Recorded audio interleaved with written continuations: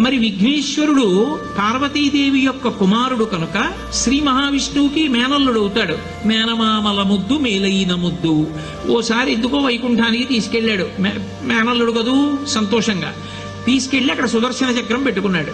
ఇదేమిటో బాగుందని తీసి తొండంలో కింద పెట్టి మింగేశాడు. అయ్యబాబో, ఇది శత్రు సంహారకమైనటువంటి సుదర్శన చక్రం రా, దీన్ని మింగేశాడు పిల్లాడని ఎలా బయటికి తెప్పించాలో అర్థం కాక విష్ణువు మొట్టమొదట ఆ పిల్లాడి ముందు ఇలా చెవులు పట్టుకుని గుంజీలు తీశాడు.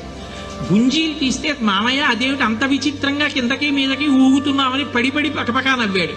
ఆ నవ్వడంలో పొలమారి లోపల ఉన్న సుదర్శన చక్రాన్ని పైకి కక్కాడు. పైకి కక్కడానికి విష్ణువుకి సాధనంగా ఆనాడు గుంజీలు తీశాడు కనుక ఎవరు గుంజీలు తీస్తారో వాళ్ళని చూసి సంతోషించి అనుగ్రహిస్తూ ఉంటాడు. ఇప్పటికీ మీరు పాండిచేరి వెడితే పాండిచేరి రోడ్డు అంతా కూడా గుంజీలు తీస్తూనే కనపడతారు మీకు. విఘ్నేశ్వరుడి యొక్క పూజ అంత తేలిక.